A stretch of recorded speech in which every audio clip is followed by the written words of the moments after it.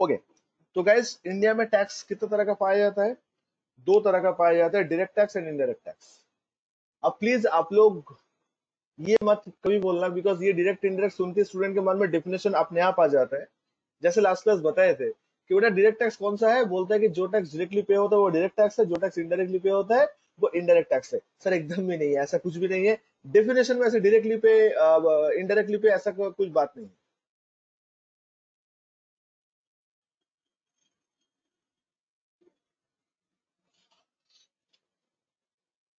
तो सर कैसे बेसिस पे हम लोग डायरेक्ट और इनडायरेक्ट को जज करेंगे? गाइस ध्यान से सुन लो। आप लोग दुनिया में कोई भी टैक्स को अगर डायरेक्ट और इनडायरेक्ट जस्टिफाई करना है तो मैक्सिमम केस में ये लॉजिक अप्लाई हो जाएगा। क्या लॉजिक सर? कि कोई टैक्स का इंसिडेंस एंड कोई टैक्स का इम्पैक्ट, सबसे पहले ये दोनों देखना है कि किसके ऊपर जा रहा है। टैक्स डायरेक्ट है या टैक्स इनडायरेक्ट है, ये डिसाइड होता है, ये डिपेंड करता है कि वो टैक्स का इंसिडेंस किसके ऊपर जा रहा है और इम्पैक्ट किसके ऊपर जा रहा है। तो now this time to discuss that के sir incidence of tax and impact of tax का मतलब क्या होता है। तो गाइज आप लोग एकदम शुरू में बताए थे कि सर टैक्स जो है वो सरकार के लिए रेवेन्यू है। टैक्स जो है वो किसके लिए रेवेन्यू है? वो सरकार के लिए रेवेन्यू है, जो टैक्स है। तो सर अगर सरकार के लिए रेवेन्यू हुआ ये टैक्स, तो सरकार तक पैसा तो पहुंचाना पड़ेगा दोस्तों। टैक्स कोई भी हो, जीएसटी बोलो, डायरेक्ट बोलो या इनडायरेक्ट बोलो, टैक्स किसके लिए रेवेन्यू है? सर गवर्नमेंट के लिए रेवेन्यू है। ये बात लास्ट क्लास लगभग 90% स्टूडेंट लोग कंफर्म कर दिया था उन लोग का आंसर में। तो आज मेरा क्वेश्चन ये है आप लोग से कि चलो मान लेते हैं कि टैक्स का रेवेन्यू गवर्नमेंट के लिए है, लेकिन ये जो टैक्स का पैसा है ये गवर्नमेंट तक पहुंचाना तो पड़ेगा। तो कौन गवर्नमेंट के हम लोग के पास चल के आएगा टैक्स दो करके, कि हम लोग को देना पड़ेगा? सर हम लोग को देना पड़ता है सरकार को टैक्स, जिसको हम लोग टैक्स पेमेंट बोलते हैं। Payment of income tax, payment of GST, payment through TDS, ये सब चीज हम लोग जो करते हैं ये सरकार को हम लोग पेमेंट ही करते हैं, मतलब टैक्स का पैसा पहुंचाते हैं। तो सरकार को टैक्स का पैसा ये जो पहुंचाना है, सरकार तक टैक्स का पैसा जो लेके जाना है, या सरकार के पास टैक्स का पैसा जमा करना है, जो भी आप बोल लो, इसको बोला जाता है इंसिडेंस ऑफ टैक्स। इसको क्या बोला जाता है दोस्तों?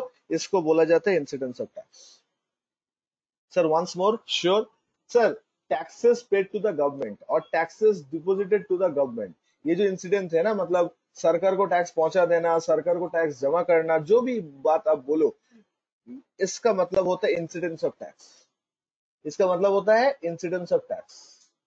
And sir what is the impact of tax?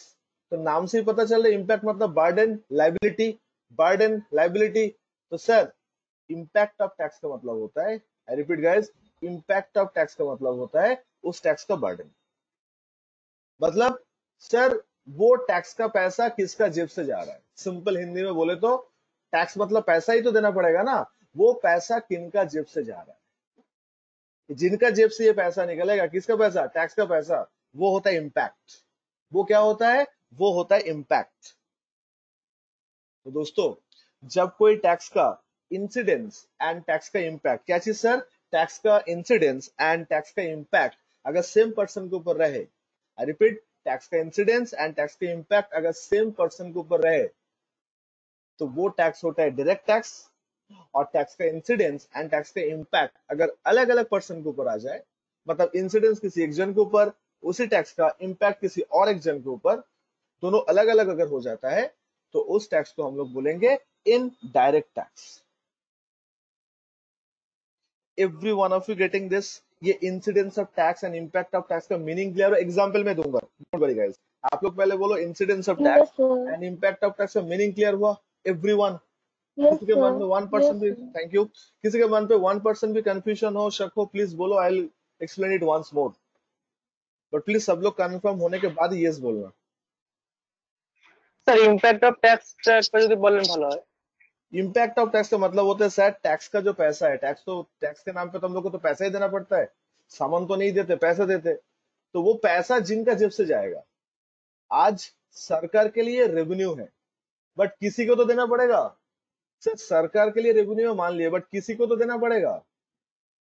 जिनको देना पड़ेगा, जिनको देना पड़ेगा उसको हम लोग, मतलब उस इंसिडेंस को हम लोग बोलते हैं इम्पैक्ट। मतलब जिनका जेब से ये पैसा जा रहा है, that is called impact of tax. समझे सर? मतलब जो टैक्स पे करेगा, आई मीन जिनका जेब से टैक्स का अमाउंट जाएगा, वो होता है लाइबिलिटी, वो होता है बर्डन, वो होता है impact. Sir incidence of tax और एक बार थोड़ा बोलिए ना। इंसिडेंस का मतलब होता है मैडम, टैक्स का अमाउंट जो है वो सरकार तक पहुंचा देना होता है। मतलब सरकार को डिपॉजिट करना बोलो, सरकार को जाके जमा करो, जो भी करो, ऑनलाइन करो, ऑफलाइन करो, ये जो सरकार को आप टैक्स जमा कर रहे हो, सरकार को दे रहे हो जो ये बात, ये टैक्स का अमाउंट, वो होता है incidence, I mean payment of tax. Excuse me sir.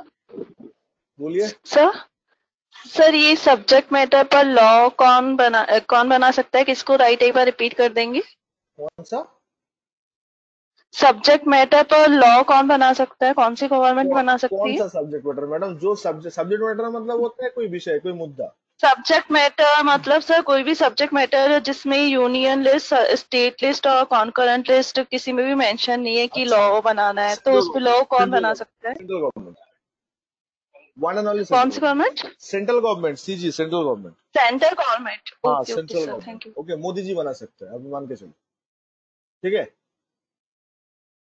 Because suo motu power कभी भी स्टेट के पास नहीं दिया जाता, वो ऑलवेज सेंट्रल के पास ही रहता है। गाइस सुन लो, ध्यान से सुन लो, नो कंफ्यूजन गाइस, रिपीट कर दे रहा हूं सर। इंसिडेंस का मतलब होता है टैक्स का जो अमाउंट होता है, guys I repeat guys, tax का जो अमाउंट होता है ये तो सरकार को देना होता है ना। टैक्स आप किसको जमा करोगे? सरकार को। तो सरकार को जो जमा हो रहा है टैक्स, या सरकार के पास जो टैक्स डिपॉजिट कर रहे हो, इस घटना को बोलते हैं इंसिडेंस ऑफ टैक्स। और जो पैसा टैक्स के नाम पे आ रहा है सरकार के पास, वो पैसा किसी का तो जेब से निकला हुआ है। कोई तो पैसा अपना अकाउंट से विड्रॉ करके दिया, अपना इनकम से दिया, या अपना सेविंग से दिया, जो भी हो, किसी का जेब से तो इन शॉर्ट वो टैक्स का पैसा आया। तो जिनका जेब से वो टैक्स का पैसा जाता है, उसके ऊपर बर्डन आता है। बर्डन मतलब टैक्स का लाइबिलिटी, टैक्स का बोझ जिसके ऊपर जाएगा। तो जो अपने जेब से पैसा निकालेगा उसके ऊपर से जाएगा। तो अगर इंसिडेंस एंड इम्पैक्ट दोनों सेम पर्सन के ऊपर जाते हैं, वो होता है डायरेक्ट टैक्स। और अगर इंसिडेंस एंड इम्पैक्ट दोनों अलग अलग पर्सन के ऊपर हो जाता है, उसको हम लोग बोलते हैं इनडायरेक्ट टैक्स। उसको हम लोग क्या बोलते हैं? Indirect tax. अब एक एग्जांपल देते हैं, रुको, एग्जांपल आई गेस आप लोग के लिए बेटर होगा। सिंपल एक एग्जांपल ले रहे हैं, ठीक है गाइज? आज ऑनलाइन पे कोई भी सामान अगर आप ऑर्डर करते हो, से फॉर एग्जांपल आज आपने एक ऑनलाइन पे एक लैपटॉप ऑर्डर किए हो, जिसका टोटल प्राइस अमेजन वालों ने डिसाइड किया, मान लो 35,600। कोई भी आप लैपटॉप कोर i3 कॉन्फ़िगरेशन का एक लैपटॉप एचपी का सिलेक्ट किए हो, जिसका दाम ऑनलाइन पे शो कर रहे हैं 35,600, एंड आपने पूरा पैसा दे दिए हो, क्रेडिट कार्ड के थ्रू, डेबिट कार्ड के थ्रू, जो भी है, पूरा पैसा दे दिए हो। किनको दे दिए हो? डायरेक्टली अमेजन को पे कर दिए हो। अब एक बात बताओ, ये जो 35,600 जो अमाउंट है, इसका ब्रेकअप भी तो होगा। ब्रेकअप मतलब, से फॉर एग्जांपल आप अगर इसका बिल देखोगे, मैं ऐसे ही रैंडमली लिख रहा हूं, तो देखना लैपटॉप का दाम शो करेगा 30,000, और टैक्स के नाम पे वो लोग ब्रेकअप देते हैं 5,600। मतलब लैपटॉप जो आप बाई किए उसका दाम है 30,000, और ये 5,600 जो लिया जा रहा है, ये जीएसटी के नाम पे लिया जा रहा है। देखना, कोई भी बिल देख लेना, आपको समझ में आ जाएगा। ऑनलाइन शॉपिंग का बोलो या ऑफलाइन का बोलो, जहां पे बिल सबको मिला, वैलिड इनवॉइस आपको मिला, तो इनवॉइस ओपन करके देखिएगा, तो वहां पे देखिएगा कि टोटल का जो अमाउंट आप पे किए हो, उसका ब्रेकअप वो लोग दे दिया है। ब्रेकअप मतलब कितना टैक्स का अमाउंट आप पे किए हो, कितना आप उस चीज के लिए पे किए हो। तो आज जब कस्टमर पे करेगा, दोस्तों, कस्टमर कितना पे करेगा? 35,600 पे करेगा। कहना ऐसे, ये 35,600 के अंदर 5,600 टैक्स का पैसा भी कस्टमर ही दे रहा है। कम ऑन यार, आज अगर कोई कस्टमर अपना जेब से ये सामान के लिए, लैपटॉप के लिए 35,600 दे रहा है, तो कहना इससे वो कस्टमर 5,600 भी दे रहा है टैक्स के नाम पे। Yes sir. कोई शक नहीं है यस सर? सर। तो ये पैसा, हाँ सर। ये टैक्स का पैसा, क्या वो सरकार को दिया कि दुकानदार को दिया? ये 35,600 के हम लोग सरकार सरकार को दे को। रहे हैं। हाँ, सरकार को दे रहे दुकानदार को। हैं, दुकानदार को दे रहे हैं। मैडम मैं अमेजोन से ऑर्डर करूंगा तो अमेजोन वालों को देना पड़ेगा ना। मोदी जी को हम कहाँ पैसे दे रहे हैं? मुझसे पैसा थोड़ी मोदी जी ले रहा है तो ये अमेजोन वाला जो सप्लायर से मैं बाई कर रहा हूँ वो ले रहा है। तो टैक्स का पैसा जो है वो मेरा जेब से जा रहा है, बट हम डायरेक्टली सरकार को पैसा नहीं दे रहे, हम सप्लायर को दे रहे हैं, हम लोग सप्लायर को दे रहे हैं। तो सप्लायर हम लोग से ये पैसा लेगा, देन सप्लायर जीएसटी गवर्नमेंट को जमा करेगा मंथली बेसिस में। सप्लायर ये 5600 कस्टमर से पहले लेता है एंड देन जीएसटी रिटर्न के टाइम पे गवर्नमेंट को जीएसटी दे देता है। कैसे देता है वही हम लोग जीएसटी क्लास को सीखेंगे। तो डायरेक्ट टैक्स के अंडर में आता है ना सर? ये इनडायरेक्ट टैक्स है सर, यहाँ पे दो अलग अलग बात है, क्या बोल रहे हो आप लोग यार। ओ, सर सप्लायर वो है जो ये 5600 टैक्स जमा कर रहे। कम ऑन यार, आपके जेब से टैक्स का पैसा गया बट सरकार को थोड़ी आपने दिए हो, आपने ये 5600 तो इंक्लूसिव प्राइस पे किया हो ना। कम ऑन यार, आप लोग आज कोई भी शॉपिंग कोई भी सामान का ऑर्डर करते हो ऑनलाइन पे, खास करके देखना जीएसटी जोड़ के यस ऑर्डर, सर। तो आप पूरा पैसा देते हो। हाँ ऐसा सर। नहीं कि सामान का दाम देते हो जीएसटी का पैसा अलग से देते हो, आपको पूरा पैसा देना पड़ता है। मतलब आप जो कंसिडरेशन पे कर रहे हो वो इंक्लूसिव ऑफ एवरीथिंग है। तो टैक्स का पैसा जो है वो किसका जेब से जा रहा है, वो कस्टमर के जेब से जा रहा है। कस्टमर।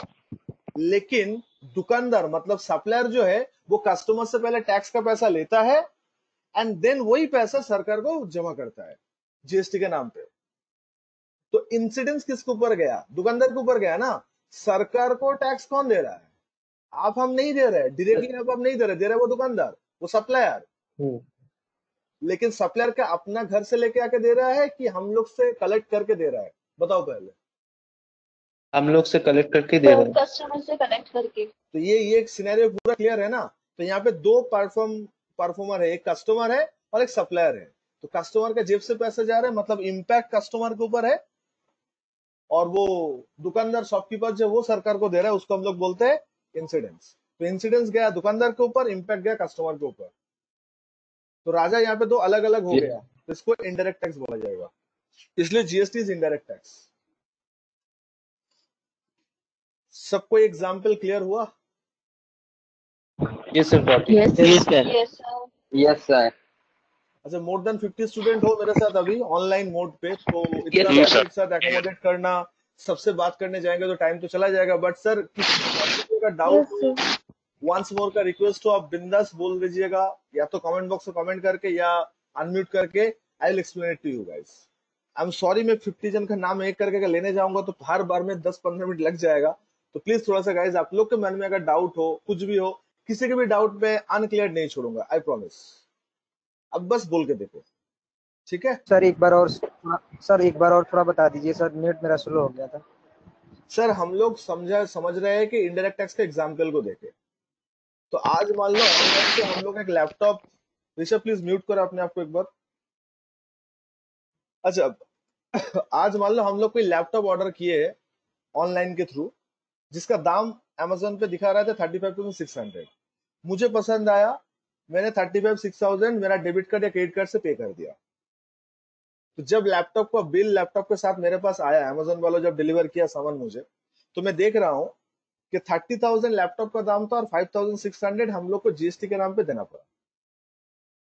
तो इरफान भाई, मैं ये कहना चाह रहा हूँ यहाँ पे कि 5,600 जो टैक्स का पैसा है वो किसके जेब से गया है, यहाँ पे कस्टमर के जेब से गया, राइट। बिकॉज कस्टमर वो है जिनको ये पैसा देना पड़ा, टैक्स का पैसा भी देना पड़ा, सामान का दाम भी देना पड़ा। तो टैक्स का पैसा जब कस्टमर ने पे किया, कस्टमर ने किनको पे किया, अमेजोन वालों को ही तो पे किया ना। जब ऑर्डर प्लेस करने गया था, कस्टमर ने तो सरकार को डायरेक्टली नहीं बोला कि डियर मोदी जी आप 5,600 रख लो और 30,000 में किसी दुकानदार को दे दो। ऐसा तो नहीं होता है, मैं दुकानदार को पूरा अमाउंट दे देता हूँ। तो सप्लायर या दुकानदार जो भी आप बोलो, वो लोग हम लोग से 5,600 पहले ले लिया एंड देन ये 5,600 गवर्नमेंट को जमा किया। तो गवर्नमेंट को जमा कौन कर रहा है, सप्लायर मतलब दुकानदार। तो ये हो गया आपका इंसिडेंस। तो इंसिडेंस किसके ऊपर गया, सप्लायर के ऊपर गया। और इम्पैक्ट जो होता है वो होता है बर्डन, लाइबिलिटी, वो किसके ऊपर आया था, वो कस्टमर के ऊपर आया। तो इंसिडेंस गया दुकानदार के ऊपर, इम्पैक्ट आया कस्टमर के ऊपर। दोनों अलग अलग है, इसलिए जीएसटी को इनडायरेक्ट टैक्स बोला जाएगा। तो जो टैक्स में आपको ये लॉजिक दिख जाएगा कि इंसिडेंस एक जन के ऊपर जा रहा है, इम्पैक्ट किसी और के ऊपर जा रहा है, और दो अलग अलग है, तो आप उस टैक्स का नाम देना It's indirect tax. It is indirect tax. Wait Rishil, wait मैं तो इनडायरेक्ट टैक्स समझा रहा हूँ, ऑफ कोर्स है वो भी, डोंट वरी। तो गाइज, अच्छा जो भाई साहब वंस मोर बोले थे समझ में आया अभी? हाँ sir. Yes, sir, got it. अच्छा, तो now the question is arising, sir ऐसे एग्जांपल दीजिए जहां पे दोनों एक साथ है, मतलब इंसिडेंस इंपैक्ट साथ साथ है। सर इनकम टैक्स, आप लोग जब डायरेक्ट टैक्स स्टार्ट करोगे, इनकम टैक्स, उस पर सीखोगे कि इनकम आप ही का होगा, चाहे वो इनकम फ्रॉम सैलरी हो, इनकम फ्रॉम बिजनेस हो, इनकम फ्रॉम हाउस होल्ड हो, कैपिटल गेन हो, अदर सोर्स हो, जो भी हो, इनकम आप ही का रहेगा। कैलकुलेशन भी आप ही को करना पड़ेगा कि इनकम कितना हुआ, फिर उसके ऊपर टैक्स लाइबिलिटी कैलकुलेट करना होता है। मैं एक थोड़ा सा हिंट दे रहा हूं, detail discussion will be doing in income tax class, अगर हम लोग साथ साथ कभी करते हैं तो उसमें सबसे पहले हम लोग को लाइबिलिटी कैलकुलेट करना पड़ता है कि 2.5 लाख तक इनकम है, छोड़ो उसके ऊपर टैक्स नहीं होगा, 2.5 से 5 लाख तक 5%, ऐसे करके लाइबिलिटी कैलकुलेट करना पड़ेगा। किनको? जो टैक्स पेयर है, जो इनकम किया है। एंड वो जो लाइबिलिटी आएगा उनके सामने कि XYZ अमाउंट जो भी आएगा, वो अमाउंट उसी को ही गवर्नमेंट को जमा करना होता है। इनकम टैक्स जो होता है वो आपका खुद का इनकम टैक्स आप डायरेक्ट गवर्नमेंट को ही जमा करते हो। ऑनलाइन पे करो या बैंक में जाके चालान निकाल के बैंक में जाकर डिपॉजिट करो, जो भी करो, आप सरकार को डायरेक्ट दे रहे हो, आप किसी को भाया नहीं जा रहे हो। तो इंसिडेंस भी आपके ऊपर है, बिकॉज आप ही को इनकम टैक्स देना पड़ रहा है। इंसिडेंस जो है वो आपके ऊपर है, बिकॉज इनकम टैक्स आप ही को देना पड़ रहा है। एंड इम्पैक्ट भी आप ही के ऊपर है, क्योंकि टैक्स का पैसा जो है वो आप अपना जेब से, आप अपना इनकम से ही दे रहे हो। तो दोस्तों इंसिडेंस भी आपके ऊपर है यहाँ पे, एज वेल एज इम्पैक्ट भी आप ही के ऊपर है। तो इंसिडेंस एंड इम्पैक्ट दोनों अगर सेम पर्सन के ऊपर हुआ तो वो टैक्स को हम लोग डायरेक्ट टैक्स बोलेंगे। तो इंडिया में डायरेक्ट टैक्स के नाम पे हम लोग इनकम टैक्स देते हैं। क्या देते हैं? इनकम टैक्स देते हैं।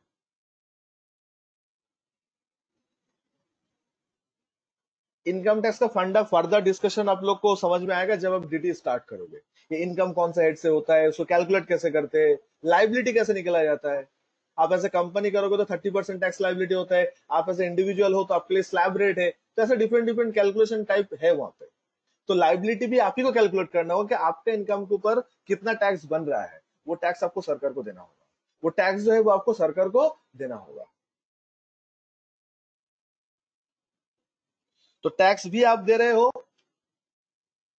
ओके, और बर्डन भी आप ही के ऊपर ही आ रहा है। मतलब आप जो गवर्नमेंट को इनकम टैक्स दे रहे हो वो आप अपना इनकम से ही दे रहे हो।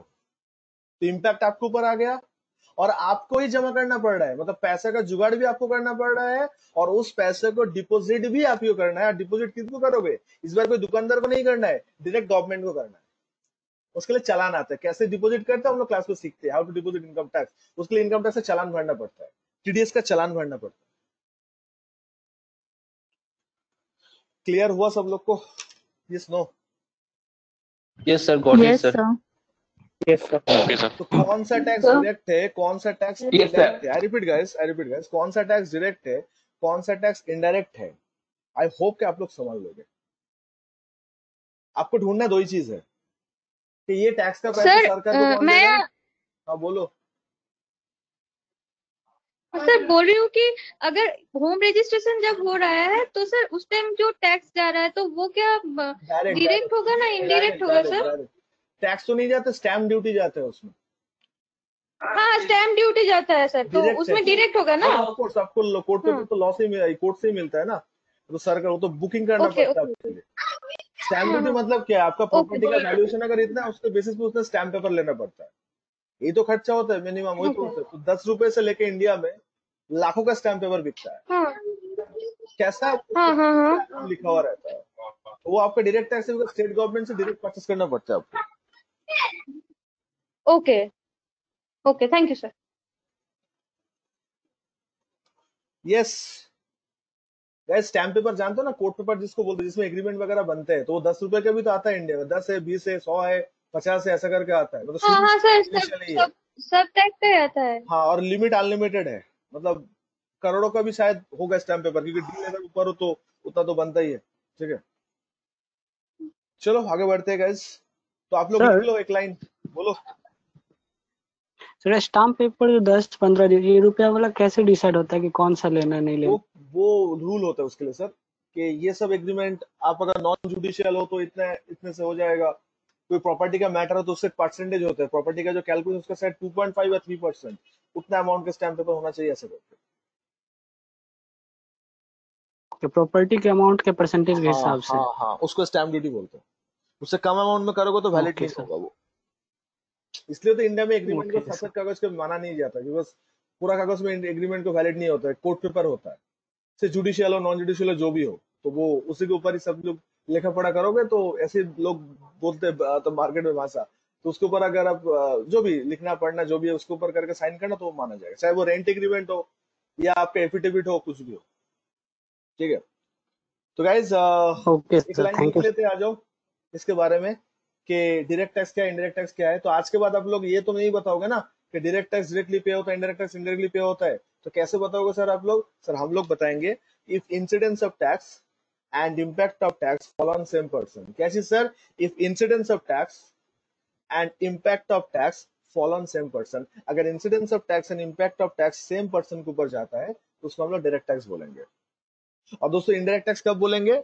इनडायरेक्ट टैक्स बोलेंगे तब जब ये दोनों डिफरेंट डिफरेंट पर्सन के ऊपर जाएगा। क्या? Incidence of tax and impact of tax. Incidence of tax and impact of tax अगर डिफरेंट डिफरेंट पर्सन के ऊपर जाता है तो उसको हम लोग क्या बोलेंगे? इनडायरेक्ट टैक्स बोलेंगे। आप लोग लिख लो कि मैं लिख दूंगा, कि लिख दूं यहाँ पे? लिख लो, एक लाइन लिख नहीं लो। सर लिख लिया, नहीं सर लिख लिया। Very good. एग्जाम्पल के तौर पे लिख लो, डायरेक्ट टैक्स के एग्जाम्पल पे लिख लो इनकम टैक्स, और इनडायरेक्ट टैक्स के एग्जाम्पल पे मैं लिख दे रहा हूँ क्या होगा। सब लोग लिख लिए हो तो मैं लिख दे रहा हूँ, रुको। Yes, वो sir. दिखेगा, वो लोग के लिए दिक्कत हो जाएगा।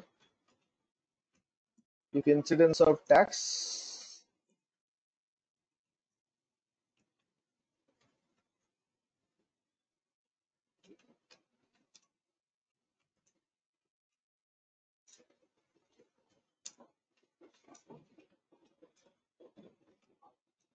सेम पर्सन, और इसमें क्या हो जाएगा? डिफरेंट हो जाएगा।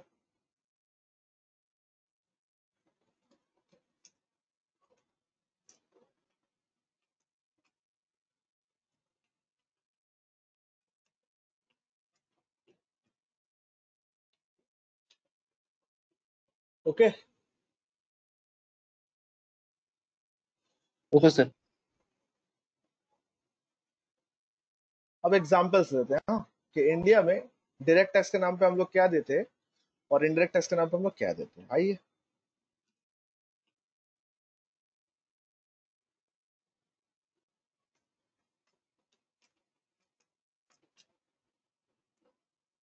सो डायरेक्ट टैक्स के नाम पे हम लोग इनकम टैक्स देते हैं, और इंडिया में अभी इनडायरेक्ट टैक्स के नाम पे जो सबसे तो पॉपुलर जो चल रहा है, एक है आप लोग का फेवरेट।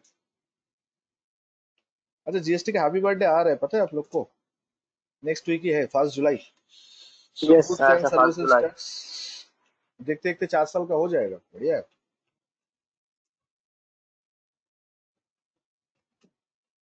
एंड दूसरा है कस्टम ड्यूटी।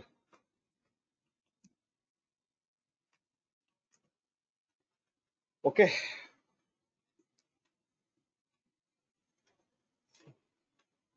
Okay sir. अच्छा, अब क्वेश्चन ये आ रहा है सर, आप लोग लिख लियो ना सब लोग, इनकम टैक्स और इसमें goods and service tax and custom duty. अच्छा, आज के डेट में क्या सर पुराना टैक्स पाया जाता है? VAT, okay, service tax, excise duty, हाँ, पेट्रोलियम प्रोडक्ट्स और अल्कोहलिक लिकर, ये दोनों ऐसा आइटम है इंडिया में आज भी जिसके ऊपर आज भी वो पुराना टैक्स लगता है, बट ये दोनों छोड़ के बाकी किसी चीज के ऊपर वो पुराना टैक्स नहीं लगता है। सबके ऊपर अभी जीएसटी लगना चालू हो गया है। एंड कस्टम बोल के और एक कॉन्सेप्ट होता है इंडिया में। तो सबको क्या कस्टम्स के बारे में पता है? कस्टम ड्यूटी होता है क्या है, मतलब कब एप्लीकेबल होता है, कब ये कस्टम ड्यूटी इम्प्लाइड होता है? Any idea about it? Sir port में ज्यादा नहीं जो पता। होता है वो वहाँ पे कस्टम ड्यूटी होता है। हाँ, तो उसको क्या बोलते हैं? इम्पोर्ट। पोर्ट रिलेटेड आप तो नहीं कहते उसको ना, इम्पोर्ट बोलते हैं, मतलब इम्पोर्ट। सर जब shipping by shipping, sir by custom shipping जो होता है ना सर, हाँ निकिता, उसको इंपोर्ट बोलते हैं, जो सर से बाहर जो लेके आते इम्पोर्ट एक्सपोर्ट में। यस, इंपोर्ट हाँ एक्सपोर्ट हाँ क्या होता इम्पोर्ट है? एक्सपोर्ट, हाँ हाँ सर इम्पोर्ट एक्सपोर्ट। हाँ, तो उसको इंपोर्ट एक्सपोर्ट बोलो, ऐसे पोर्ट पोर्ट मत बोलो, इंपोर्ट एक्सपोर्ट बोलो, ठीक है? Okay sorry sorry sir. हाँ, तो हाँ इंपोर्ट एक्सपोर्ट पे ये टैक्स, आई मीन ये ड्यूटी एप्लीकेबल होता है, but export, most of the export sir duty free होता है, बेसिकली इंपोर्ट के ऊपर ही लगता है, मतलब देश के बाहर से। यस, इंडिया में हम लोग जो यूज करते हैं, अच्छा इलेक्ट्रॉनिक्स का सामान जितना हम लोग यूज करते हैं, मोबाइल फोन से लेकर लैपटॉप तक, क्या लगता है सब मेड इन इंडिया है? सर कुछ भी मेड इन इंडिया नहीं नो है, सर। सब बाहर का है। ओके सर, चाइना, हाँ, इसमें कौन सा बड़ी बात है, इलेक्ट्रॉनिक्स से तो चाइना है। बिकॉज आपका फोन इवन एप्पल का क्यों ना हो, आप एप्पल के यूजर क्यों ना हो, देखना कोई ना कोई डिवाइस से कोई पार्ट पक्का मेड इन चाइना होगा ही होगा। तो टेक्नोलॉजी है तो चाइना तो है ही वहां पे, कोई भी सैमसंग, वन प्लस, खुद ही तो वहीं की कंपनी है, तो जो भी ले लो तो बाहर बाहर का बात है। अच्छा टेक्नोलॉजी बोलो तो भी इंपोर्ट होता है, तो इंडिया से बाहर से जो भी चीज हम लोग इंडिया में लेके आते हैं उसके ऊपर गवर्नमेंट क्या चार्ज करता है? इंपोर्ट ड्यूटी चार्ज करते हैं, जिसको हम लोग बोलते हैं कस्टम ड्यूटी। अब मेरा यहाँ पे एक छोटा सा सवाल है, आप लोग तो सवाल करते नहीं हो, तो सवाल मेरे मन में आ रहा है तो मैं कर देता हूँ। आप लोग एक बात बताओ, हम लोग पढ़ रहे tax, right? Direct tax, indirect tax, यही तो पढ़ रहे हैं, लेकिन जब मैं एग्जाम्पल ले रहा हूं तो एग्जाम्पल पे जिन जिन लोग का एग्जाम्पल लिया जा रहा है, जिन जिन लोग का नाम पे एग्जाम्पल लिया जा रहा है, सबके नाम देखो एंड होता है टैक्स से, बट कस्टम टैक्स नहीं बोल रहे हम लोग, बोल रहे कस्टम ड्यूटी। सर हम लोग है टैक्स के क्लास में, हम लोग लास्ट एक दिन से टैक्स का डेफिनेशन ही पढ़ रहे थे, आज भी सुबह क्लास में डायरेक्ट टैक्स, इनडायरेक्ट टैक्स का क्लासिफिकेशन किए। लेकिन सर जब आप एग्जाम्पल का बात ले रहे हो तो इनकम टैक्स, चलिए सर हम लोग का कोई प्रॉब्लम नहीं है, it's income tax. Goods and services tax, GST, तो भी कोई प्रॉब्लम नहीं है। लेकिन सर कस्टम के बाद हम लोग टैक्स नहीं ले रहे, कस्टम के बाद ले रहे हैं कस्टम ड्यूटी। क्या बोल रहे हैं सर? Custom duty. तो मेरा क्वेश्चन दोस्तों आप लोग के लिए ये है, क्या टैक्स और ड्यूटी क्या दोनों सेम है?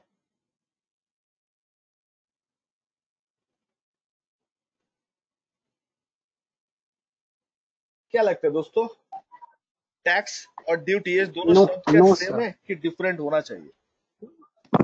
डिफरेंट होगा सर। सो सर क्वेश्चन नहीं है डिफरेंट हो गई। डिफरेंट होगा। अच्छा तो सर हम लोग यहाँ पे ये शब्द इस्तेमाल क्यों किए? क्या कस्टम के साथ टैक्स अच्छा नहीं लग रहा है इसलिए कस्टम ड्यूटी सुनने में स्वैग लग रहा है इसलिए गवर्नमेंट ने ड्यूटी नाम डाल दिया, कि इसके पीछे कुछ रीजन है? तो अभी हम लोग को ढूंढना ही पड़ेगा what is the different between the duty and taxes. Because India में स्टैम्प ड्यूटी, थोड़ी देर पहले बात हो रहा था, तो स्टैम्प ड्यूटी है, कस्टम ड्यूटी है, एक्साइज ड्यूटी है। तो ड्यूटी का मतलब क्या है? What is the meaning of duty?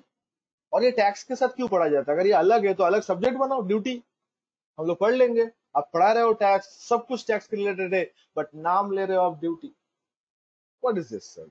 कोई तो चीज को साथ साथ रखा करो। अब सुनो दोस्तों ध्यान से, मैं कस्टम को लेके एग्जांपल ले रहा हूं तो आप लोग को आई गेस समझ आ जाएगा कि किस तरह का एग्जांपल का बात मैं यहाँ पे ले रहा हूँ, कर रहा हूँ।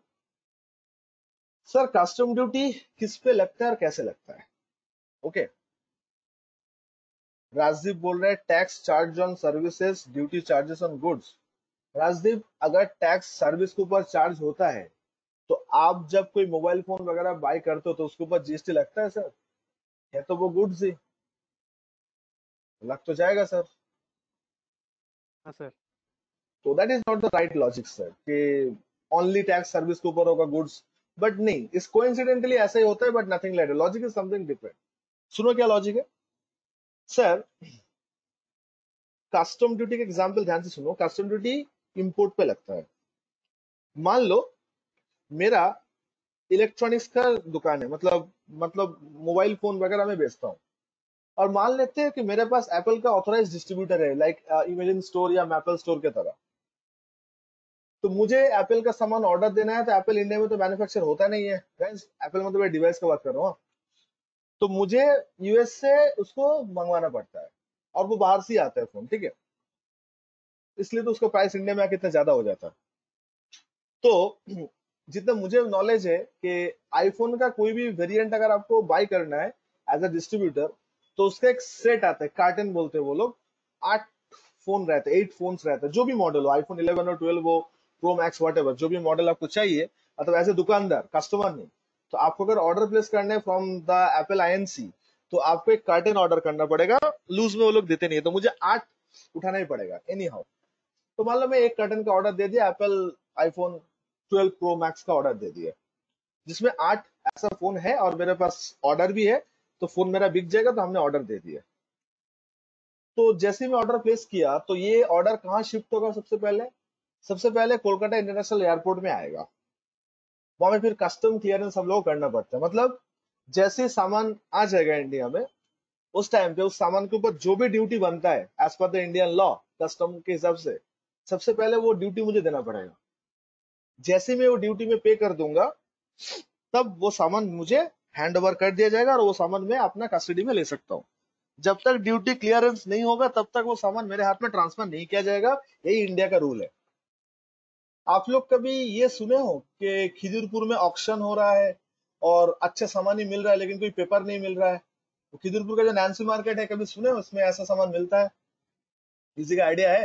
Yes sir, yes sir. खोज लेना मार्केट में। अगर आपको मतलब सामान पहचानना आता है, आपको अगर आपको कोई चीट नहीं कर सकते, तो आप जेन्युइन सामान लेके आ सकते हो।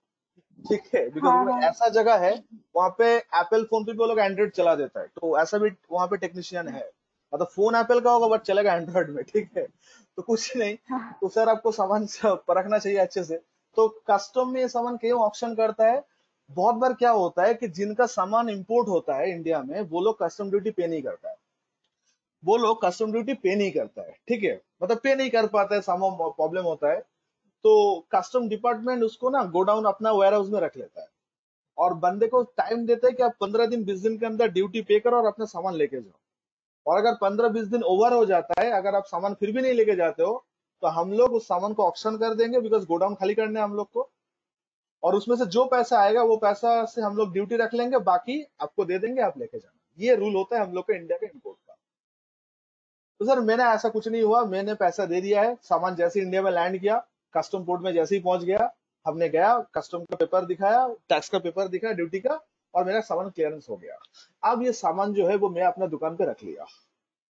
गाइस सिनेरियो को समझो, टैक्स भूल जाओ, ड्यूटी भूल जाओ। आप बोलो सिनेरियो समझ आ रहे हो ना? मतलब कैसे भी इंपोर्ट कर रहा हूँ, इंपोर्ट का पेपर वर्क और भी धांसू होता है, और भी बहुत सारा पेपर वर्क होता है। मैं खाली एकदम ऊपर ऊपर से आप लोग को समझाने की कोशिश कर रहा हूँ कि बेसिक काम क्या रहता है। सबसे पहले ऑर्डर प्लेस करोगे आप इंटरनेशनल वेबसाइट पे उन लोग का, तो आपका ऑर्डर एक्सेप्ट हो गया, फिर वहां से वो सामान इंडिया में इंपोर्ट होगा। तो जैसे ही इंडिया में लैंड करेगा आपका फ्लाइट, कार्गो शिप, जो भी, तो तब आपको क्या देना पड़ेगा? कस्टम हाउस में जाके कस्टम क्लियरेंस करना पड़ेगा उसका, मतलब वही कस्टम ड्यूटी वगैरह आपको देना पड़ेगा। तो जैसे ही कस्टम ड्यूटी देके पेपर शो कर दोगे, आपका सामान आपको मिल जाएगा, आप वो सामान आप दुकान पे लेके आ जाओ। तो कस्टम ड्यूटी देने के बाद आप सामान जो है वो मेरा दुकान पे है, और मेरा दुकान से अभी एप्पल फोन बिकना, आईफोन बिकना स्टार्ट हो गया। 8 फोन लेके आया था, एक हफ्ते के अंदर 8 ही फोन बिक गया।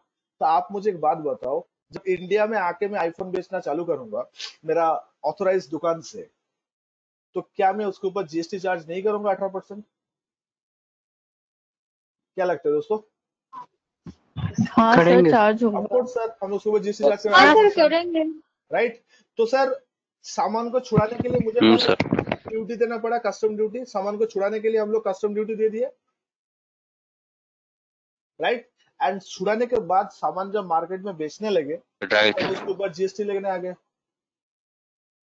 तो कस्टमर से पहले हम यस लोग सर। जीएसटी लिए और वो जीएसटी सरकार को दिए। तो आपको नहीं लगता एक सामान के ऊपर दो बार टैक्स देना पड़ा यहाँ पे? Yes sir. Yes as a sir. Businessman आपको नहीं हाँ लगता कि दो बार टैक्स देना पड़ा? पहले जो सामान क्लियर किए तब दिए थे। कस्टम अच्छा, ड्यूटी यूएस वाला का साथ टैक्स में। यूएस वाला ले लिया, अगर काउंट करोगे तो 3 बार होगा, क्योंकि सामान जब यूएस वाला बेचेगा तो वो लोग भी तो अपना कंट्री का टैक्स चार्ज करेगा।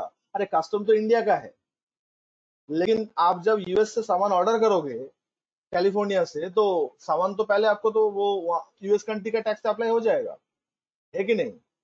तो वहां पे एक देना पड़ा उन लोगों का कंट्री का टैक्स एप्लीकेबल है। तो देन हम लोग का जब इंडिया में आया तो कस्टम दिए, फिर हम लोग जीएसटी कस्टमर से लेके जीएसटी भी दिए। मतलब सरकार का पूरा चांदी है यहाँ पे, खाली सरकार को पैसा मिल रहा है, सामान एक ही बार है, लेकिन सरकार को पैसा दो बार मिल रहा है।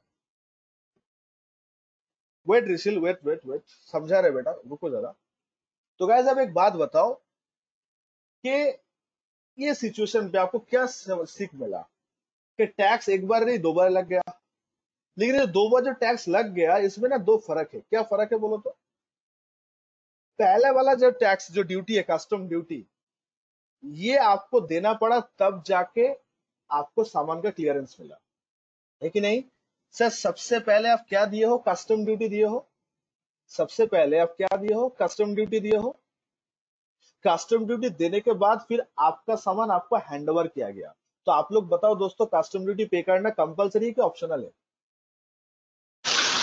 कंपलसरी। It's compulsory. कंपल्सरी। अगर नहीं दोगे तो सामान वो लोग रख लेगा। कंपल्सरी। एग्जैक्टली गाइस, अगर वो आप पैसा नहीं दोगे ना, वो सामान रख लेगा, वो आपको नहीं देगा। आपका हक नहीं बनता सामान के ऊपर जब तक आप कस्टम क्लियरेंस नहीं करोगे। सर मैंने सामान का पैसा दे दिया तो कस्टम ड्यूटी क्लियर करो, गवर्नमेंट ऐसे बात करेगा, आप छुड़ाई नहीं लगा सकते हो। तो सर कस्टम ड्यूटी हम लोग को देना पड़ा, देन जाके सामान मेरे हाथ में आया। अच्छा, उसके बाद जीएसटी भी देना पड़ा। लेकिन दोस्तों, क्या सामान मिलती हम लोग जीएसटी दे दिया उसके ऊपर, कि सामान को पहले बेचे, सामान को सेल किए ना? आप जीएसटी में आ जाओ। सामान के ऊपर जो जीएसटी लगता है, वो जीएसटी क्या हम लोग शुरू में दे दिए कि पहले सामान को बेचे उसके बाद दिए? सर बिक्री को आप पहुंच पहले हम लोग बेचे हैं, राइट राइट राइट, सेल किए, सेल किए, सेल किए ना। तो गाइस, सेल मतलब आपके लिए रेवेन्यू है कि खर्चा है? सेल आपके लिए रेवेन्यू की खर्चा है? रेवेन्यू की खर्चा, कमाल जल्दी बोलो। रेवेन्यू। रेवेन्यू। होता है। तो सर रेवेन्यू। जीएसटी आने से पहले, वेरी गुड सर, जीएसटी आने से पहले लॉ ये बोलता था कि रेवेन्यू से पहले जो जो पैसा सरकार को देना पड़ता है वो होता है ड्यूटी। रेवेन्यू अर्न करने से पहले जो जो पैसा सरकार को देना पड़ रहा है वो होता है ड्यूटी, और रेवेन्यू अर्न करने के बाद जो सरकार को देना पड़ता है वो होता है टैक्स। तो अब चेक कर लो, इनकम टैक्स में सबसे पहले इनकम होता है। आपको सैलरी मिला, आप बिजनेसमैन हो तो प्रॉफिट मिला आपको, आप शेयर मार्केट का बंदा हो तो आपको कैपिटल गेन मिला, आप अगर पेंशनर हो तो आपको पेंशन मिला, इंटरेस्ट मिला। तो पहले आपको पैसा एंजॉय करने का मौका मिला, फिर उसके बाद टैक्स आपको देना पड़ा। जीएसटी भी वैसा ही है, फोन लेके आने के बाद ही मुझे टैक्स नहीं देना पड़ा। फोन लेके आने के बाद ही मुझे टैक्स देना नहीं पड़ा। फोन जब मैं मार्केट में बेचा, कस्टमर को सेल किया, तब जाकर सरकार मुझसे जीएसटी लेने आया। तो सेल मतलब मेरा रेवेन्यू हो गया ना, मेरा इनकम जनरेट हो गया ना। तो दोस्तों, पहले जमाने में हम लोग को ऐसे डिस्ट्रीब्यूट किया जाता जीएसटी आने से पहले, क्या कि रेवेन्यू के बाद जो चार्ज होता है वो होता है टैक्स, इनकम के बाद जो होता है वो होता है टैक्स, और इनकम रेवेन्यू से पहले जो देना पड़ता है वो होता है ड्यूटी। गाइज, आप लोग अपना प्रॉपर्टी, अपना फ्लैट रजिस्ट्रेशन करने जा रहे हो, ओके, तो स्टैम्प पेपर तो उससे पहले ही देना पड़ेगा ना आपको, तब जाकर तो रजिस्ट्रेशन होगा। रजिस्ट्रेशन के बाद स्टैम्प ड्यूटी नहीं होता, स्टैम्प ड्यूटी पहले देना पड़ता है, देन रजिस्ट्रेशन होता है। तो जो स्टैम्प पेपर खरीदना पड़ता है उसके लिए पहले पैसा दो, फिर उसके ऊपर एग्रीमेंट बनेगा। Getting my point? तो रेवेन्यू से पहले जो चीज हम लोग को दिया जाता है उसको क्या बोलते हैं? उसको बोलते हैं हम लोग ड्यूटी। ड्यूटी। रेवेन्यू के बाद जो होता है वो होता है टैक्स। Duty sir. ये कॉन्सेप्ट जो है ये चल रहा था जीएसटी आने के पहले तक। तो ऋषिल, जो तुम बोल रहे हो कस्टम क्लियरेंस से भी जीएसटी लगता है, शायद सर, शायद नहीं है, डेफिनेटली लगता है। कैसे? देखो तो गाइज, ये पिक्चर सबको क्लियर हो गया, ड्यूटी या टैक्स का पिक्चर? किसी को शक है तो बोलो। Yes, sir. किसी के मन पे भी 1% भी डाउट हो, मेरा आवाज क्लियरली नहीं गया, सुनाई नहीं दिया ठीक से, जो भी रीजन हो आप पूछ सकते हो।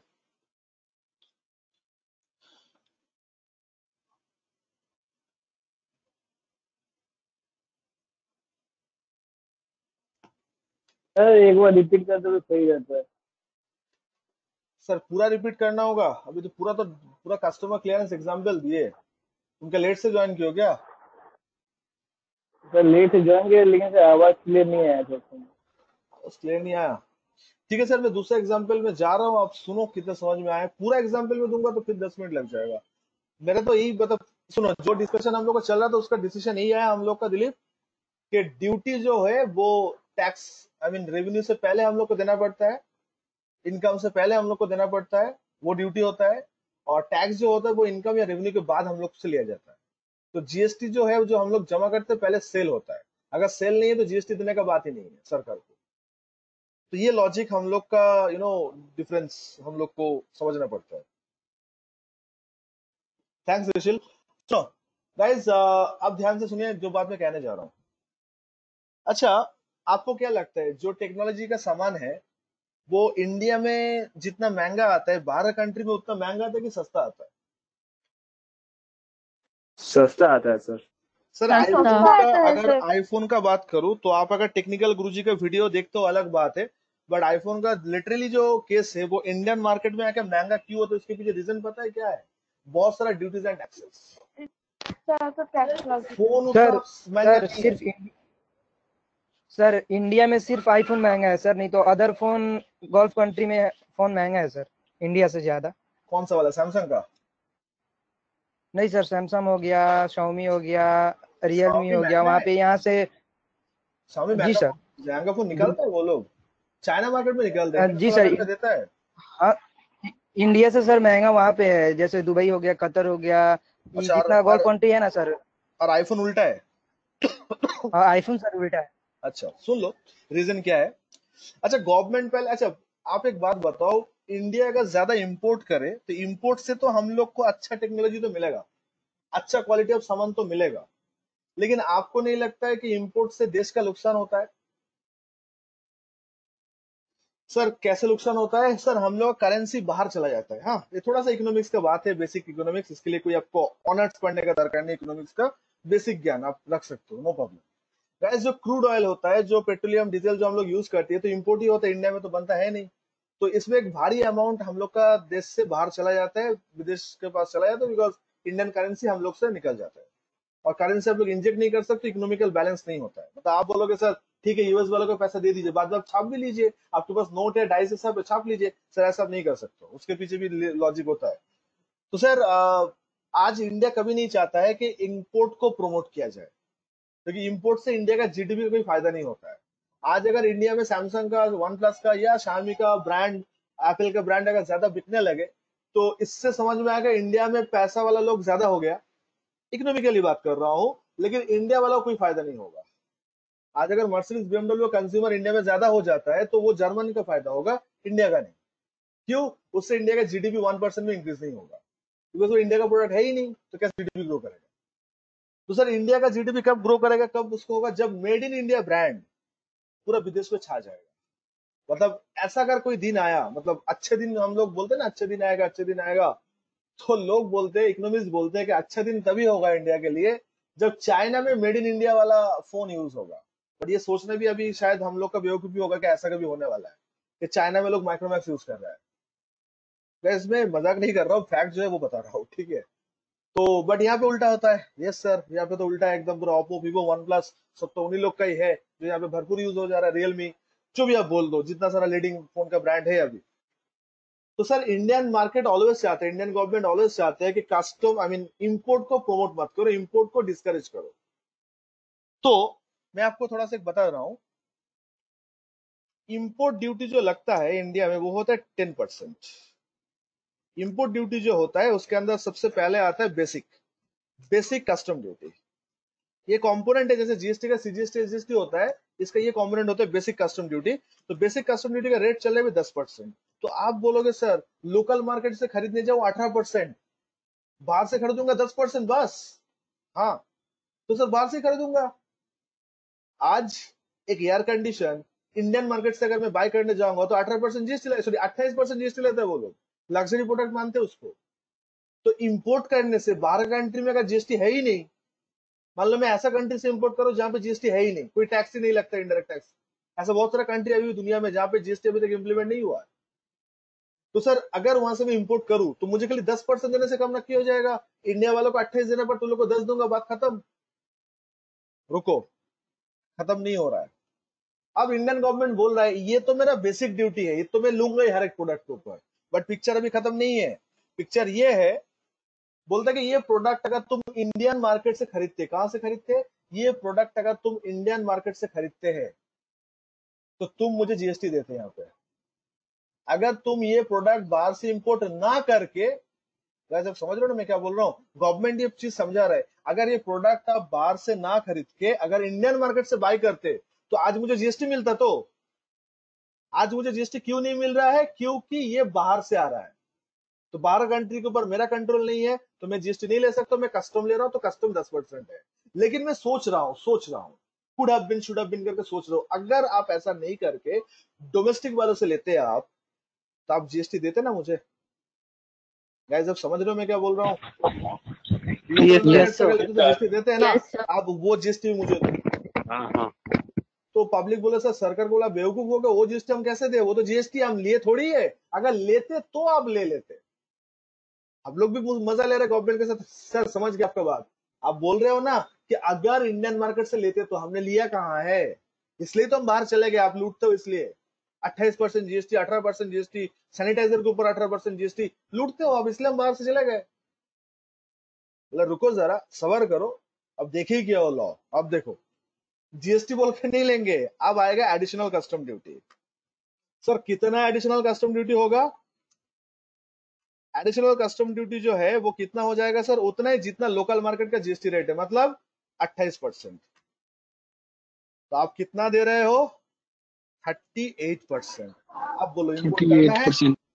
इम्पोर्ट करना है? तुम बोलोगे जात तेरी, तो पूरा पासा ही पलट दिया एकदम पूरा, मतलब वही 1 मिनट में हालात बदल दिया, जज्बात बदल दिया, वो वाला पार्ट हो गया पूरा। हम सोचे गए थे 10% में हो जाएगा, ये तो सरकार तो 38% लगा दिया पूरा। और हम पूछे सर कब देना होगा, बोला जैसे ही सामान इंडिया में लैंड करेगा, या तो तैरते हुए या तो उड़ के, मतलब या तो बाई एयर या बाई वाटर, जैसे इंडिया में आएगा, जब तक ये 38% नहीं दोगे आपका सामान मैं छोड़ूंगा ही नहीं। करना है जो कर लो। तो इंडिया में आपको पता है ना, सुल्तान मिर्जा हुआ करता था, मूसा भाई, ऐसा बहुत सारा भाई लोग हुआ करता था, जो लोग स्मगलिंग का दुनिया का हाँ मसला सर। रहता है। तो स्मगलिंग किसको समझ में आता है पता है? जिसके ऊपर कस्टम पे नहीं होता है, उसी को स्मगलिंग बोलते हैं। तो इंडिया में ज्यादा से ज्यादा स्मगलिंग इसलिए होता है बिकॉज इंडिया का इतना ज्यादा लंबा चौड़ा ड्यूटी है, इसलिए पता कस्टम पोर्ट में आने से पहले ही सामान इधर उधर हो जाता है। फैक्ट है सर, मैं मजाक नहीं कर रहा हूँ। इंडिया में ये मार्केट भी तो है ना, सारा सारा के फ्रेश मार्केट थोड़ी है, ऐसा नहीं होता। होता है सर, तो सर कस्टम को पता नहीं? हाँ सर सब पता है, तो कुछ नहीं, चलते रहो, क्या फर्क पड़ता है? गैस प्लीज मुझे कोई इल्जाम मत लगाना यार सर, आप क्या बोल रहे हो, बट इट्स अ फैक्ट है। इंडिया में जो स्मगलिंग हाँ सर। होता है that is because of that, उसके ऊपर ड्यूटी पे नहीं होता है। तो ड्यूटी तभी पे नहीं होगा जब आप कस्टम के थ्रू सामान जब लेके नहीं आओगे, कस्टम सामान कोई और जगह से लेके आओगे, दूसरा तीसरा रास्ते से। तो आप देख लो, दरिया में चलो, देखो कहाँ पे रास्ता है, सामान लेके आओ वहां से। सर चलते आ रहा है, ये खाली 90s का बॉलीवुड मूवी नहीं, चलते आ रहा है चलते आ रहा है, तो लोग होते हैं ऐसा करके। तो सर आज के डेट में जो एडिशनल कस्टम ड्यूटी होता है ना, इसको गवर्नमेंट आईजीएसटी लेता है, गवर्नमेंट आईजीएसटी लेता है। तो हम लोग कस्टम का ड्यूटी का डेफिनेशन क्या बोले थे कि जो रेवेन्यू के पहले लगता है, बट सर आज टैक्स भी रेवेन्यू के पहले लग जा रहा है, दिस इज एक्सेप्शन। ये जो एडिशनल कस्टम ड्यूटी जो है ना दोस्तों, आज गवर्नमेंट इसको आईजीएसटी से रिप्लेस कर दिया। हम लोग पढ़ेंगे आगे चल के, आज गवर्नमेंट इसको आईजीएसटी से रिप्लेस कर दिया। Every one of you getting this?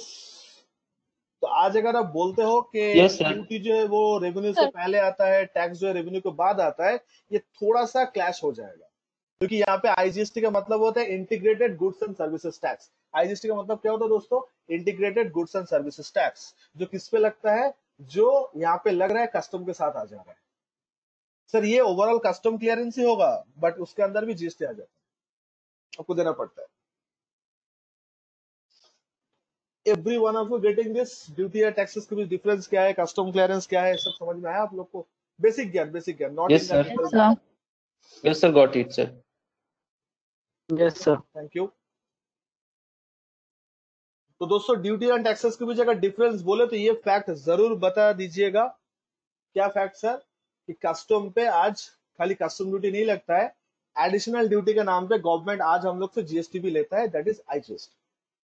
तो ये लॉजिक वहां पे एप्लीकेबल करेंगे तो थोड़ा गलत होगा, क्योंकि यहाँ पे टैक्स जो है वो भी रेवेन्यू से पहले ही लग रहा है। एक कस्टम के साथ दे रहे हैं मतलब रेवेन्यू के पहले ही लग रहा है ना, क्योंकि जब तक ये पैसा नहीं देंगे, जब तक ये 38 रुपए नहीं देंगे सरकार को, मेरा सामान मुझे हैंड ओवर ही नहीं करेगा वो। इट्स अ फैक्ट गाइस, वो कस्टम में ही पड़ा रहेगा। जब तक ये 38 रुपीज में टैक्स के नाम पे ना दूं तो मेरे पास आएगा ही नहीं। तो मेरे पास आने के लिए मुझे क्या करना होगा? ये पैसे को क्लियरेंस करना होगा। पैसे को क्या करना होगा? ये पैसे का क्लियरेंस करना होगा।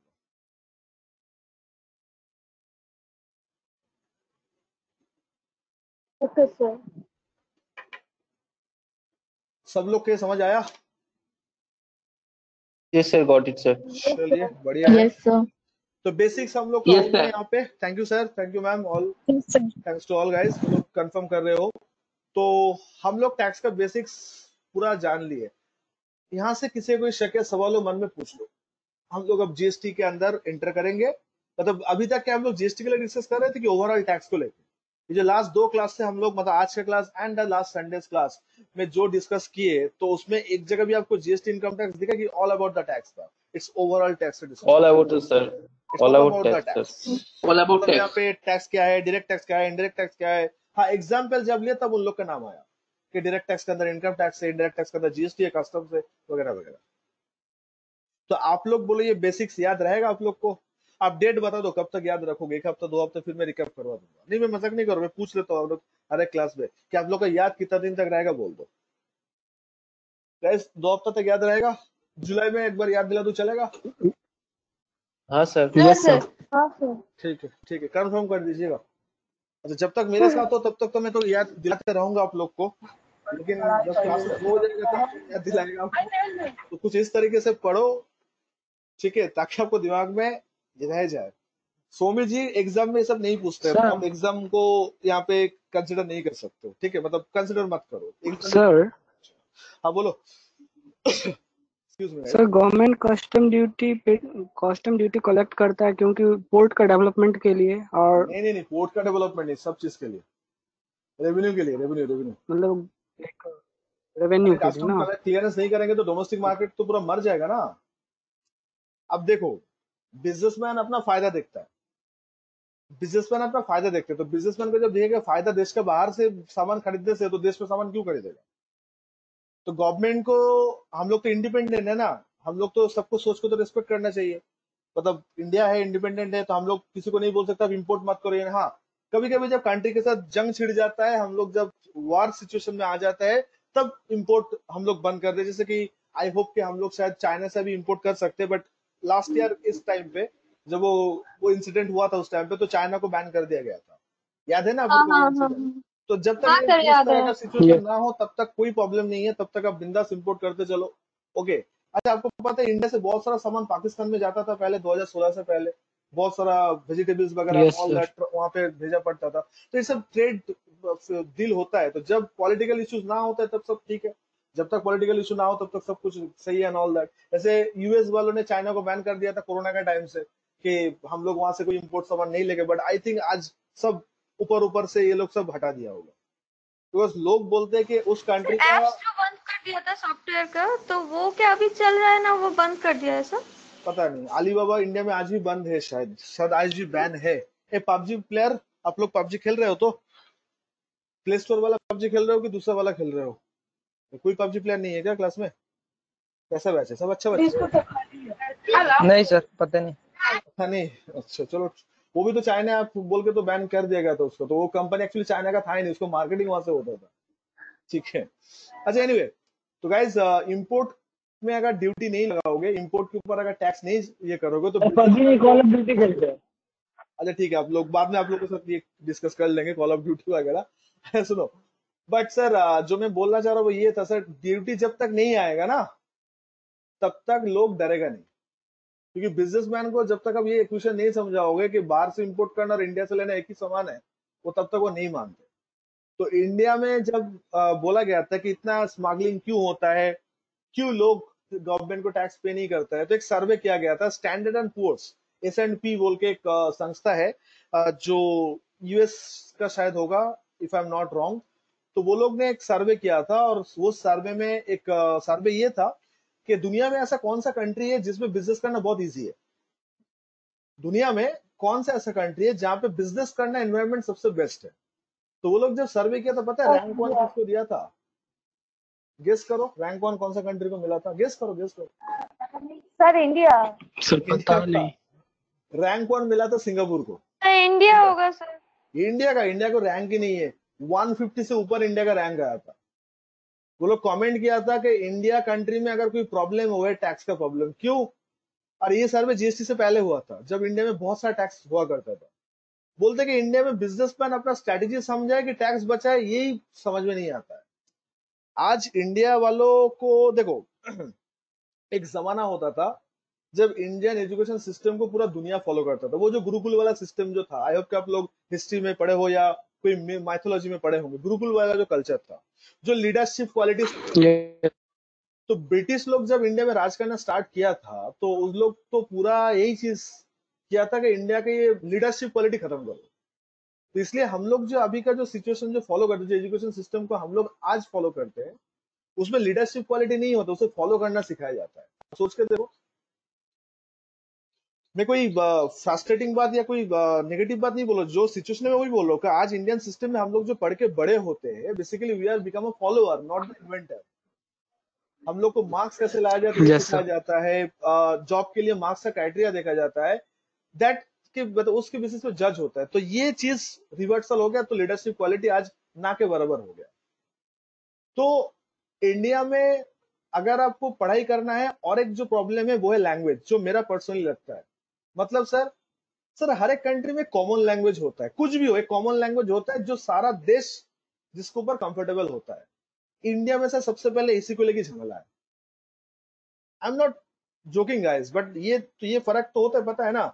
आज अगर केरला का कोई बंदा अगर बंगाल में आ जाता है तो वो अपना नेटिव लैंग्वेज मलयालम बोलेगा या इंग्लिश बोलेगा, जो हम लोग को शायद समझ में नहीं आएगा, बिकॉज हम लोग बंगाली बोल लेते हैं, हिंदी बोल लेते हैं, इंग्लिश जो लोग इंग्लिश मीडियम जाते हैं सीखते दिखते वो लोग पढ़ लेते हैं। तो सर यही पे तो कम्युनिकेशन गैप हो जाता है। कोई अगर साउथ का बंदा नॉर्थ में आएगा तो उसको हिंदी सीखना पड़ेगा, नहीं तो दिल्ली में जाकर कुछ खा ही नहीं पाएगा, वो बॉम्बे में फंस जाएगा पूरा, उसको सीखना पड़ता है जबरदस्ती। अगर हम लोग उस लोग का जगह में जाएंगे तो हम लोग को भी सीखना पड़ता है।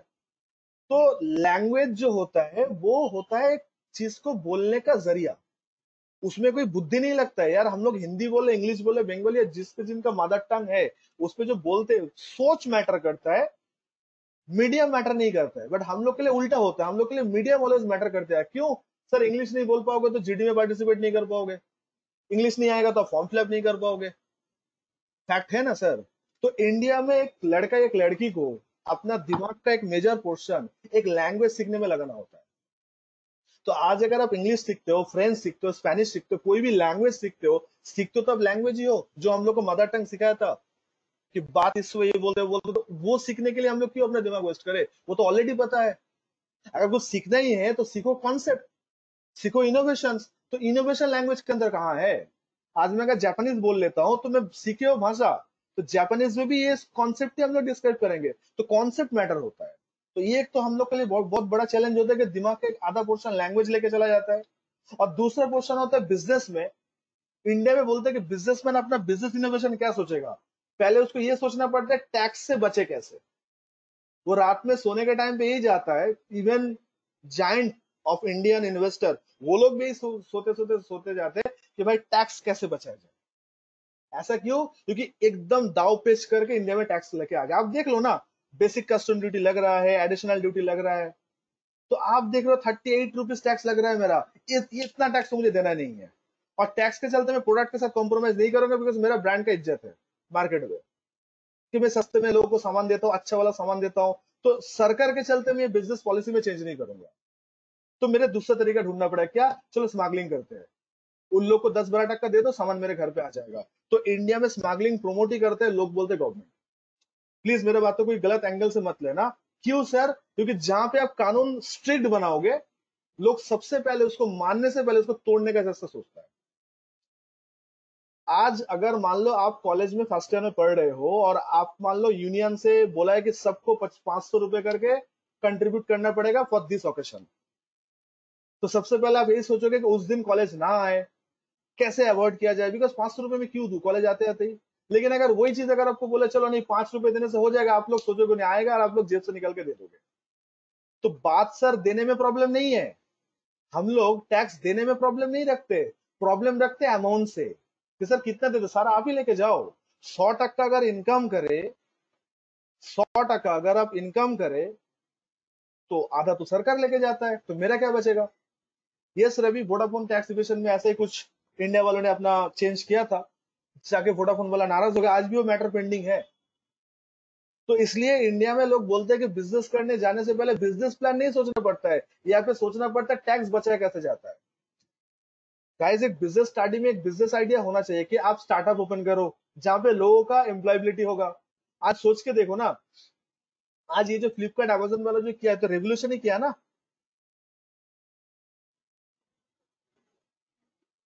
गाइज ये तो रेवोल्यूशन ही माना जाएगा ऑनलाइन प्लेटफॉर्म का, हम लोग का हाथ में थमा दिया एंड ऑल दैट। तो इस तरह का सोच तब आएगा जब आप Yes. टैक्स से बचोगे। आज इंडिया में एक चार्टर्ड अकाउंटेंट का सीए कंप्लीट कर लेता है तो उसको क्लाइंट तभी मिलता है जब उसके पास ये दिमाग रहता है कि टैक्स को कैसे बचाए। तो आप मुझे बताओ कि मैं टैक्स बचने का सोचूं कि बिजनेस बढ़ाने का सोचूं? सोच तो ऊपर वाला ने मुझे एक ही दिया है ना, दिमाग तो एक ही देके भेजा है ना हम लोग को, तो उसका जगह भी लिमिटेड है। इतना कुछ हम लोग ठूस नहीं सकते उसके अंदर, वो हैंग कर जाएगा।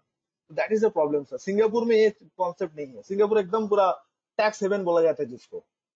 तो जितना सारा बैंक है देखना, सब लोग का हेड ऑफिस वो लोग सिंगापुर भी करके रखा है। तो सर इंडिया कब टैक्स में आगे जाएगा? जब इंडिया टैक्स कम करेगा। सर ऑब्वियस सी बात है, 28% GST is not a matter of joke. Air condition bye करने जाओ, देखो 28% जीएसटी लगता है। लग्जरी कार परचेस करने जाओ, 28% जीएसटी। आप बोलोगे सर पैसा जिसका है उसी से लिया जा रहा है। सर इसको लेना नहीं बोले, इसको लूटना बोलते हैं। तो पैसे मतलब सब आप ही लोग लेके जाओगे। तो बाहर का कंट्री क्या करता है? वो लोग तो ऐसा नहीं करते। तो सर हम लोग करना पड़ेगा बिकॉज हम लोग का डेफिसिट बजट बनता है। तो इंडिया में इतना सारा दाव पेच के लिए ना, इसलिए टैक्स पॉपुलर है इंडिया में। समझ रहे हो गाइस मेरा बात? एग्री करते हो मेरा सोच से? आप अपना अपना सोच भी बोल सकते Yes, हो, sir. Yes, not a big sir. Deal. सबका सोच Yes, अलग sir. अलग हो Yes, सकता है, sir. बट मुझे ये ऑब्जर्वेशन हुआ कि Yes, इंडिया sir. में हम लोग को स्ट्रगल करना पड़ता है। पहले बात तो लैंग्वेज सीखने में। आज मान लो बिहार यूपी का कोई भी एक लड़का जो मान लो पढ़ाई में अच्छा है और गांव का मीडियम से ही पढ़ा है, तो उसको अगर आईएएस से हिंदी पोर्शन को हटा दो, देखो फिर कैसे बनता है आईएएस। वो एग्जाम क्रैक नहीं कर पाएगा। मजाक नहीं कर रहा हूँ, बात सच है। Yes, sir. एकदम ज्यादा ठीक है सर। बिहार यूपी से ज्यादा आईपीएस आईएएस Yes, sir. इसलिए आते हैं बिकॉज हिंदी लैंग्वेज को प्रायोरिटी दिया गया इसलिए। और साउथ वालों को इसी से ही प्रॉब्लम है कि अगर हिंदी को प्रायोरिटी दिया तो हम लोग को क्या प्रॉब्लम है। तो इंडिया में तो आपस में हम लोग लड़ते हैं, क्या चीज को लेके? लैंग्वेज को लेके। बट बाहर कंट्री में ऐसा नहीं है। स्पेन में जाओगे तो स्पेनिश ही मिलेगा बोलने वाला। इंग्लैंड में लोग इंग्लिश ही बोलते हैं, हिंदी नहीं बोलते। तो हम लोग का कॉमन लैंग्वेज क्या है? हिंदी? No sir. वो तो बोलने वाला ज्यादा हो सकता है, बट कॉमन लैंग्वेज तो एकदम भी नहीं है। तो आप अपना मदर टंग है, वो तो सर रीजनल हो गया। वो तो एक रीजन से अलग रीजन जाएंगे तो समझ में नहीं आएगा।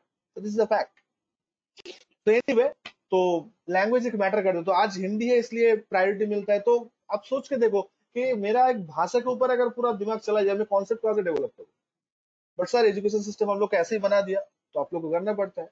इसलिए तो आज हम लोग जीडी के लिए अलग से प्रिपरेशन करना पड़ता है। क्यों? उसमें सिखाया जाता है कि क्या क्या शब्द अब यूज करोगे। ये नहीं सिखाया जाता कि सब्जेक्ट में क्या बोलोगे। वो कुछ भी बोलो चलेगा। वो बोलते हैं, बोल भी देते इंटरव्यूअर कि आपको कम्युनिकेशन स्किल चेक हो रहा है। क्या बात है सर कम्युनिकेशन स्किल चेक करने का? सोच को तो देखो पहले कि मेरा सोच सही कि नहीं है। नहीं सर, वो लेके मेरा कोई काम नहीं है, छोड़ दो फिर। तो दोस्तों इसलिए इंडिया में कोई भी बिजनेसमैन आके अपना न्यू एस्टेब्लिशमेंट इसलिए नहीं खोलना चाहता है क्योंकि उन लोग को लगता है कि यहाँ पे बिजनेस प्लानिंग कम और टैक्स प्लानिंग ज्यादा करना पड़ता है। इट्स अ फैक्ट है। ये जो ब्लैक मनी व्हाइट मनी ये सब जो होता है just because of the tax का स्ट्रक्चर के लिए। तो दोस्तों ये था हम लोग का basic introduction of the taxation. I hope कि ये सब एग्जाम्पल आप लोग को अच्छा लग रहा है बिकॉज 90% स्टूडेंट्स के साथ मेरा फर्स्ट टाइम इंटरेक्ट हो रहा है, वो भी ऑनलाइन प्लेटफॉर्म पे, आमने सामने भी नहीं। आई होप कि you people are understanding this concept, मतलब आप लोग को ये क्लियर हो रहा है। इन द मीन टाइम अगर आपको कोई भी डाउट्स परेशानी हो तो आप बिंदास एनी टाइम आप बोल सकते हो। तो चलिए जीएसटी का एक बार हम लोग चर्चा देख लेते हैं। तो एक बात आप कमेंट लिख लो, हम लोग नेक्स्ट वीक से ही हम लोग डिस्कस करेंगे। ओके तो लिख लो फीचर्स ऑफ जीएसटी बोल के 6 पॉइंट लिख लो। हम लोग एक करके डिस्कस करेंगे। कम ऑन फटाफट ये 6 पॉइंट लिख लो, 6 के 6 लिख लो। हेडिंग करो फीचर्स ऑफ जीएसटी। अभी हम लोग जीएसटी में एंटर कर रहे हैं। हाँ, तो इसी के साथ ही जीएसटी की क्लास नेक्स्ट दिन से स्टार्ट करेंगे और नेक्स्ट दिन से हम लोग क्लास का प्लान ऑफ एक्शन कर लेंगे कि हम लोग कैसे क्या क्लास का प्रोग्रेस करेंगे। Guys one day GST class आप लोग को प्रॉब्लम नहीं होता है? मतलब आज पढ़ रहे फिर एक हफ्ते बाद मिलना पड़ेगा? हाँ सर, दिक्कत तो होता है पर टाइम का बहुत हो जाता है। तो अच्छा, दिक्कत होता है। आप लोग संडे बैच क्यों ज्वाइन? अगर क्लास 2 दिन कर दिया जाए तो अच्छा होगा। मैडम वो वीकडेज का बैच जो है वो 3 दिन होगा, बट संडे बैच तो संडे वीकली तो एक ही दिन। हम लोग भी तो चाहते हैं संडे 2-3 दिन आए, बट क्या करें, संडे तो एक ही आता है ना। না স্যার, অন্য দিনগুলো অন্য ক্লাস আছে, একটা দিনই থাক। अच्छा चलो, कोई तो फेवर में बोला। नहीं सही, he is right sir, he is almost right. तो ठीक है, ऐसा कुछ नहीं है, टाइम जब ज्यादा हो जाता और कुछ नहीं। बाकी तो कॉन्सेप्ट में तो याद दिला ही देता हूं आप लोग को। और कोई बैच नहीं था, पवित्र बोल रहा है, इसलिए संडे बैच लिया हूं। अच्छा, लिख लो सर, लिख लो लिख लो लिख लो।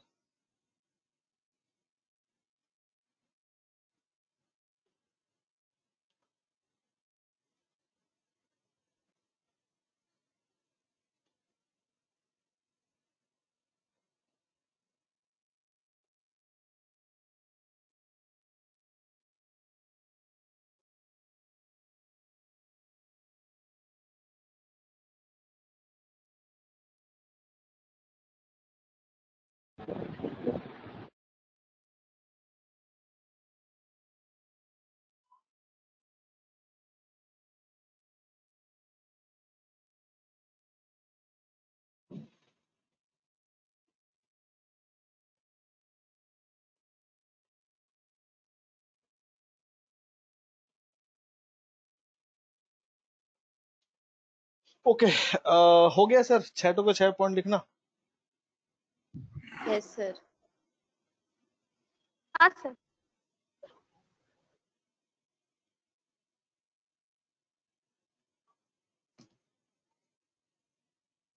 तो हम लोग नेक्स्ट क्लास से इसको डिस्कशन स्टार्ट करेंगे, ये वाला पार्ट को डिस्कशन स्टार्ट करेंगे, ठीक है। अच्छा, जो लोग का फर्स्ट क्लास था आप लोग को समझ आया? काफी सारे स्टूडेंट्स बोले थे कि this is their first class, तो every one of you getting this discussion? Yes, sir. It's quite good enough. Okay, sir. चोरोनी Yes, सेंटर sir. से कोई हो आज जो यहाँ पे कल जो शुभंकर सर जिनको आईडी वगैरह शेयर किए थे, नाम भूल गए हम। Yes, sir. I. Aniket Biswas. Aniket clear है sir? Yes, it is quite enough. Good. Okay. Thank you. अच्छा तो गाइस चलो, अच्छा आप लोग से एक रिक्वेस्ट है, आप लोग का कोड डाल दिए थे वो व्हाट्सएप ग्रुप में to all students from my Dalhousie centre. आप लोग नो सर। ग्रुप में कोड डाले थे कि नहीं सर। No. अच्छा सुन लो, कोई हड़बड़ी नहीं है, आराम से। जितने स्टूडेंट्स, सुन लो पहले, आज और कल के अंदर आप लोग प्लीज अपना नाम एंड कोड एंड सेंटर का नाम प्लीज, ये जो because of the mix batch है सेम ग्रुप में, तो प्लीज ये मेंशन करके मुझे व्हाट्सएप कर दीजिएगा। कल तक कर दीजिए, कल इवनिंग तक कर दीजिएगा, ठीक है। आराम से करो, कोई हड़बड़ी नहीं है। नाम लिखिएगा, कोड लिखिएगा, एज वेल एज आपका वो लिखिएगा, क्या बोलते सेंटर में। आपको व्हाट्सएप करना है सर? व्हाट्सएप ग्रुप जो है हम लोग का, जिस ग्रुप में मैं आईडी शेयर करता हूँ उस ग्रुप में कर दीजिएगा, ठीक है। Okay sir. अच्छा तो रिकॉर्डिंग दे दीजिएगा। हाँ मैडम, पहले क्लास खत्म तो होने दीजिए, दे देंगे आप लोग रिकॉर्डिंग मिल जाएगा। अच्छा तो नेक्स्ट, अच्छा ये अहमदाबाद सेंटर से खुशी एंड महिमा जी दोनों लोग ज्वाइन किए हो क्या, कि और भी कोई हो from the Ahmedabad centre? Ahmedabad centre से कितने लोग हो बोलो तो आज? मैं हूँ सर। अच्छा ओके, आप लोग अहमदाबाद, तो एक दो तो आप लोग अपना सेंटर का नाम लिख दीजिएगा please. You guys are from Ahmedabad, okay. Sir मैं नाम के साथ कोड लिखा हुआ है। हाँ तो ठीक है दिलीप, आप दे देना, कोड लिख देना, ठीक है। ओके सर, अभी दीजिएगा। Okay dear sir and dear ma'am from Ahmedabad centre, आप लोग प्लीज आप लोग का सेंटर का नाम, नेम एंड कोड आप व्हाट्सएप ग्रुप में शेयर कर दीजिएगा, ठीक है। तो चलिए, वीकेंड शुरू आप लोग का जीएसटी क्लास से हुआ सुबह सुबह, तो चलिए जाए आप लोग का, ख्याल रखिए अपना। थैंक यू सो मच, मिलता है। Same to you. Okay, thank you sir. Thank you sir.